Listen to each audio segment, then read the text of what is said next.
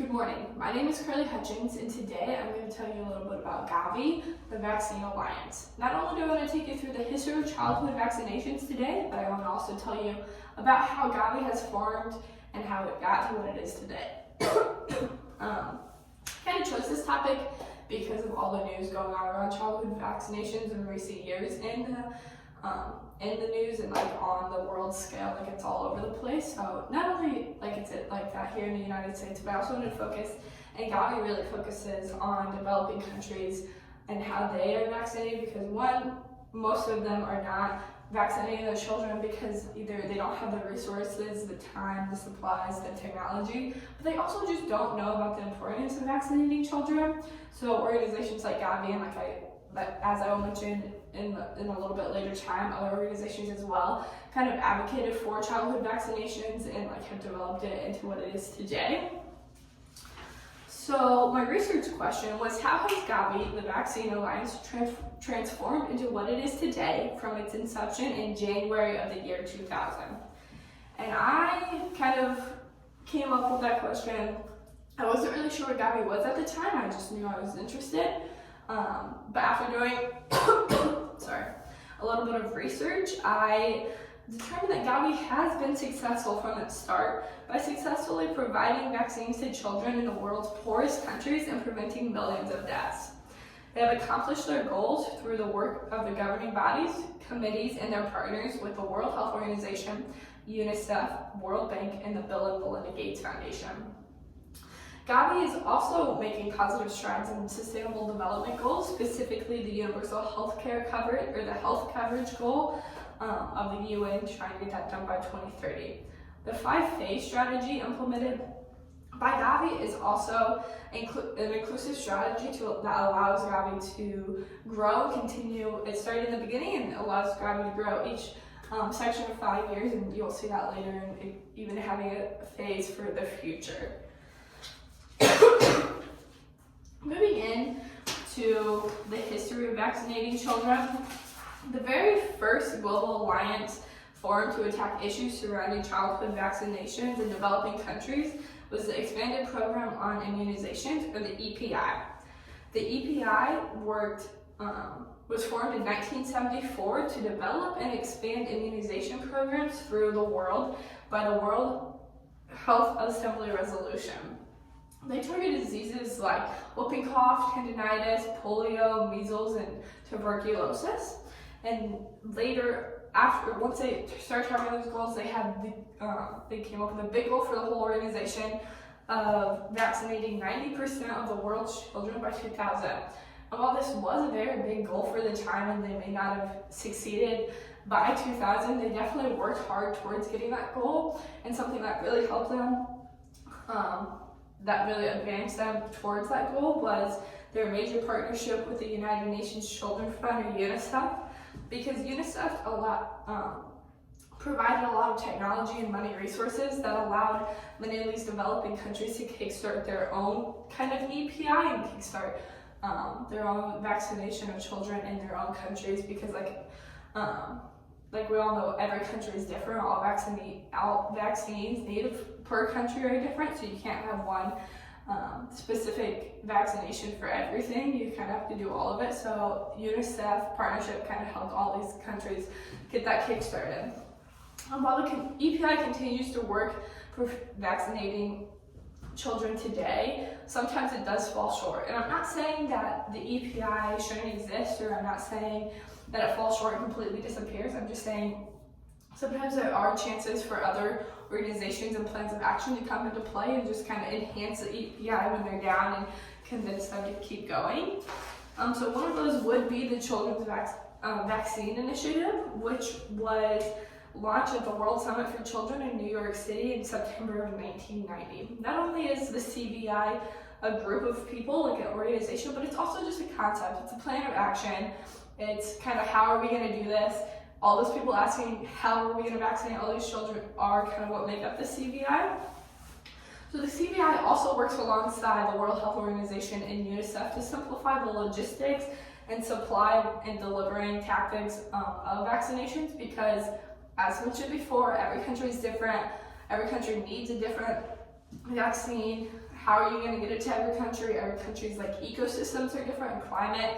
So how do you ensure that all vaccines are safe in every single country? So the CBI kind of worked on that and how to get that started. So by tackling all the problems surrounding logistics, creation, acceleration of like vaccines, they kind of came up with a specific set of specifications that they wanted all of their new vaccines to follow. One, they wanted it to be a single dose vaccine. They wanted it to be administered near birth so they could track when a child was vaccinated, what vaccinations a child got, and just kind of keep that with the child throughout their life. They also wanted to combine some of the old vaccines that they had into like new ways of tackling the same disease with a new vaccine that was just smarter for each country to have. They wanted it to be heat stable for those tropical countries that have the different ecosystems and the different climates, so just so they know that the vaccine is safe for every child when they get it, just so they know like nothing has happened to the vaccine. And they also wanted to create vaccines that were effective against diseases that didn't already have vaccinations for, and they wanted them to be affordable. As mentioned before, these are developing countries. They don't have the resources or time to pay for all of these new vaccines, but yet they need them. We all want, me and all of these organizations, we want the children to be vaccinated, so like making that possible no matter what. And that really helped with their partnership with UNICEF and the World Health Organization.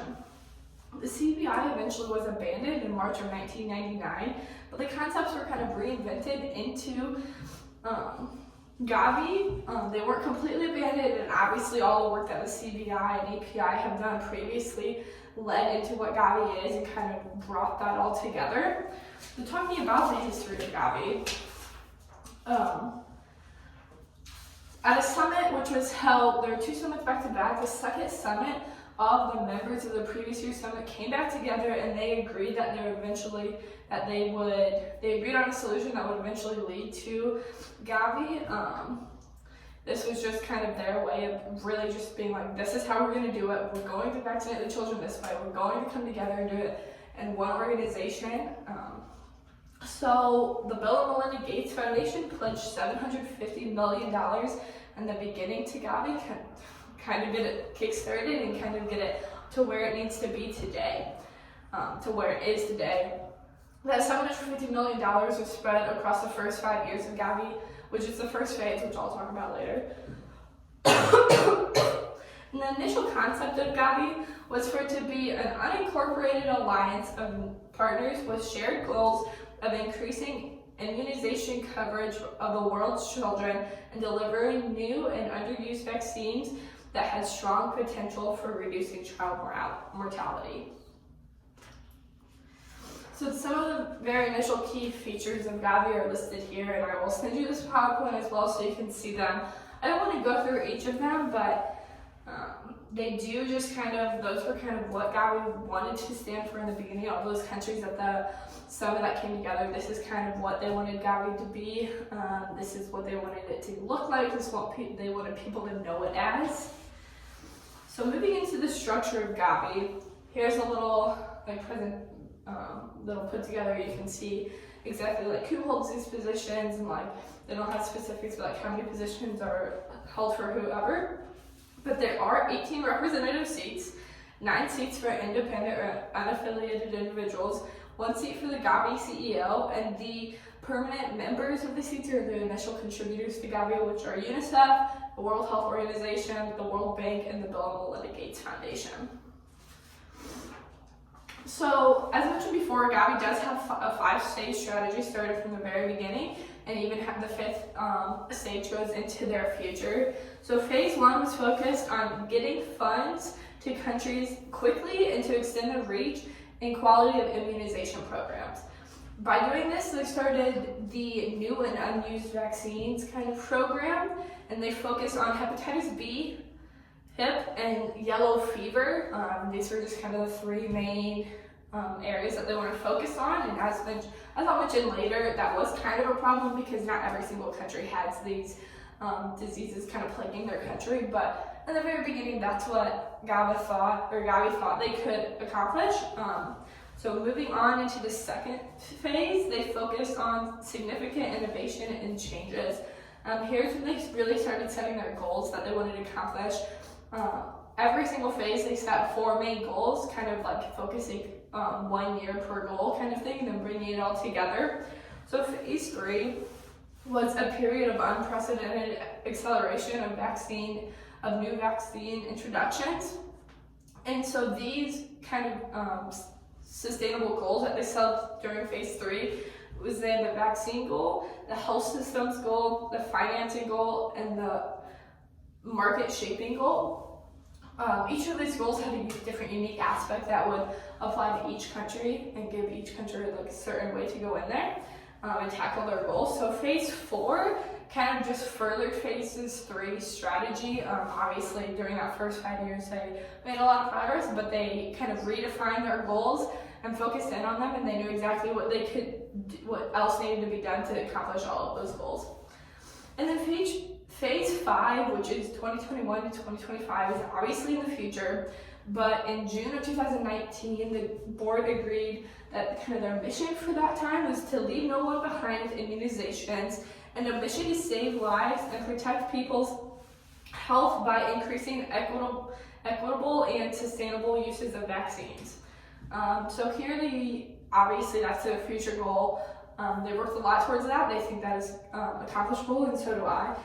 Some of the things that they want to focus in more is they want to have more of a core focus on certain countries and the development and vaccines they need, and they definitely want to work on like prioritizing what country needs what vaccine. As mentioned before, every country is different. They don't all need the same. And they also want to expand their programs to more middle income countries as well, because I mean there's children that need vaccinations as well.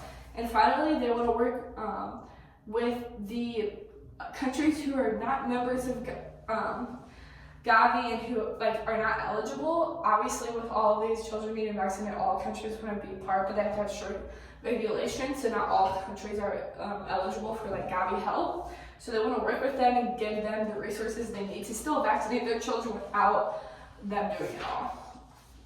So there are a couple problems with GAVI. Every organization has them. So in the beginning, it was hard for countries to kind of get on board with GAVI because they proposed a whole new idea of vaccinating children when the EPI and CVI had previously been vaccinating children. I did mention that some of the ideas were the same, but they kind of just came in and they're like, we're a brand new organization, this is how we're going to do it. We need you on board, which isn't the best tactic because, like I said, they had been vaccinating children before, just not to the best of their ability. So GAVI could have come in and just enhanced that, and instead they kind of proposed a whole new idea. Eventually they knew this wasn't feasible, so they ended up kind of changing back and incorporating everything that has been done before. And then another downfall of GAVI is another downfall of GAVI that is looking to be fixed in phase 5 is that in the beginning GAVI also didn't really focus on each country's specific needs. So as an example, when GAVI and the World Health Assembly voted for making hepatitis B a universal childhood vaccination, many developing countries were reluctant because they're like, we don't need to vaccinate our children for that. There are other diseases plaguing our country. And two, at the same time, in the very beginning, they didn't really know hepatitis B, the symptoms, what it could do to their children. So they weren't really on board with that. And GAVI in the beginning didn't really explain it very well, or didn't really give them an option to vaccinate their children on any other disease. And just kind of conclude here, I just want to point out that childhood vaccinations have been a downfall in many developing countries for decades. And as they continue to be, there are now organizations like GAVI, the EPI, and the history of the CVI that have enhanced childhood vaccinations in these developing countries and allowed it to go to where it is today. Again, GAVI started off with a gracious $750 million pledge from the Bill and Melinda Gates Foundation. That's kind of where it kicked off, and then it just kind of brought in partners from there with UNICEF, the World Health Organization, the World Bank, and so on.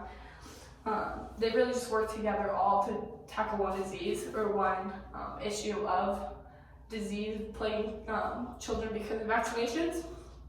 And just some numbers to give you, GAVI has been able to vaccinate over 760 million children, prevent 13 million deaths, and help 15 countries transition from GAVI support. that one is kind of the biggest one to me, because not only once those 15 countries are transitioned onto their own,